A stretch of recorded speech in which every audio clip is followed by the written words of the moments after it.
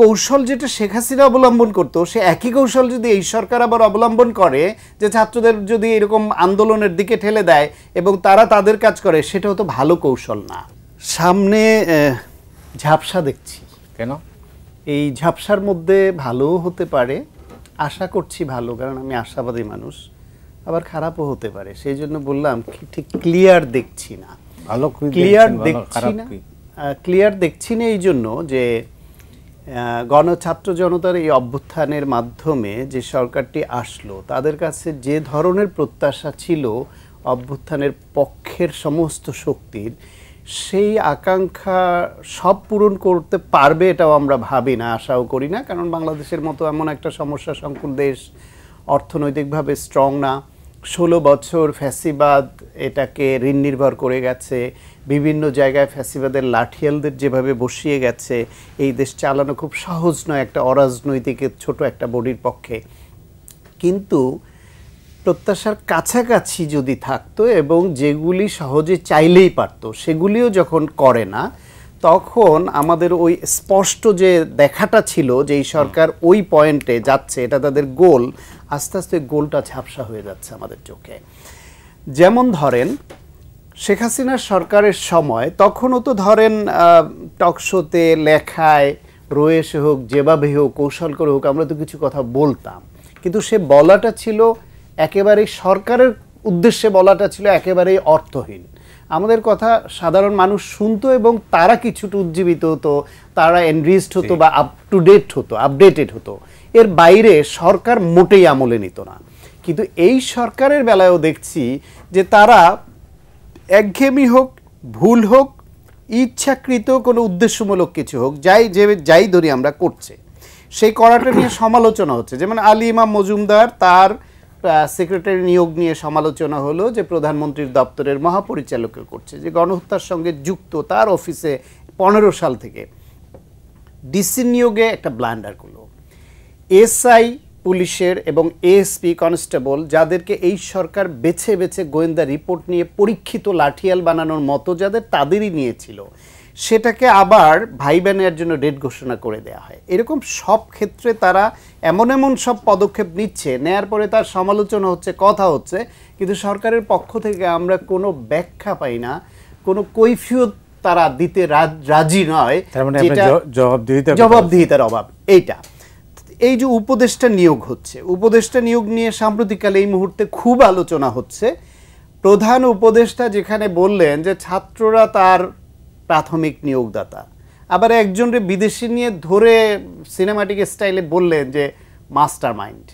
এইসব পরিচয়ে যাদেরকে পরিচিত করলেন এবং যারা তাকে নিয়োগ দেবেন বলে নিজে স্বীকার করলেন, এখন দেখছি আমরা তার সেই নিয়োগদাতারাই তার উপর রুষ্ট। তারা দাবি নিয়ে মাঠে আন্দোলনে নামতে হচ্ছে ফিজিক্যালি। এটা ভিন্ন কৌশল হতে পারে ফিজিক্যালি। এখন এই কৌশল যদি হয়ে থাকে, সেই কৌশলটা অপকৌশল। শেখ হাসিনার বিরুদ্ধে যখন, এটা আরও এক জায়গায় বলেছি আমি, যে বিশ্ববিদ্যালয় শিক্ষক ফেডারেশন যখন কিছু দাবি নিয়ে আন্দোলন করছিল এবং একই সময় ছাত্রদের এই কোটা সংস্কার বিভিন্ন বিষয় নিয়ে কিছু আন্দোলন হচ্ছিল, তখন আওয়ামী লীগপন্থী শিক্ষক প্রতিনিধিরা ওনার সঙ্গে দেখা করে বলেছিলেন যে ছাত্রদের আন্দোলন চলছে, একই সঙ্গে শিক্ষকদের আন্দোলন, এবং ন্যায্য দাবি নেত্রী এটা মেনে নেন, না হলে সমস্যা হতে পারে। উনি নাকি ওই প্রতিনিধিদের বলে দিচ্ছিলেন যে ওদেরকে আন্দোলন করতে বলো, মানে শিক্ষকদের আন্দোলন করতে বলো, আন্দোলন করে অর্জন না করলে হবে না, আমি এমনি দিব না। এইটা শেখ হাসিনার নিশ্চয়ই একটা অপকৌশল ছিল, যে এই আন্দোলন, এই দিকে মিডিয়া সব কিছুকে ব্যস্ত রাখা, আর একটা আকাম কুকাম কোথাও করা। এখন এই কৌশল যেটা শেখ হাসিনা অবলম্বন করতো, সে একই কৌশল যদি এই সরকার আবার অবলম্বন করে, যে ছাত্রদের যদি এরকম আন্দোলনের দিকে ঠেলে দেয় এবং তারা তাদের কাজ করে, সেটাও তো ভালো কৌশল না। যেখানে ফাইল থাকার কথা, ওই ফাইল তো এখনো আছে, ওই ফাইল দেখেই তো সিদ্ধান্ত হয়।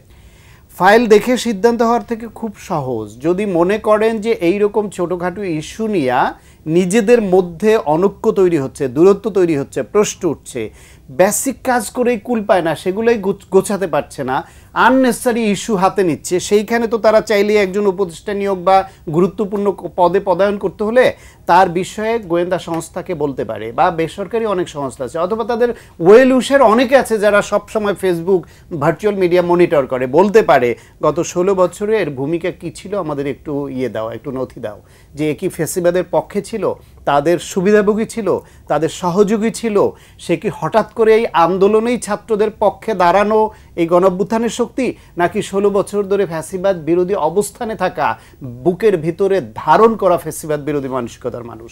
এটা বের করা তো সমস্যা না, it's matter of 1 or 2 days, না হয় 1 সপ্তাহ নেন। এটা বের করা সমস্যা কেন সমস্যা হবে? কেন সমস্যা হচ্ছে এই কারণে, আমি নিজেও তো পরিষ্কার না, আমার অবস্থানটা কি, আমার অবস্থানটা কি ছিল, তাহলে তো সেটা আরো খারাপ কথা হয়ে গেল যে যিনি ওইখানে বসে আছেন, যারা এটা খুঁজবেন, তার নিজের মধ্যেই যদি সমস্যা থাকে, তাহলে সরকার যা হওয়ার তাই হবে।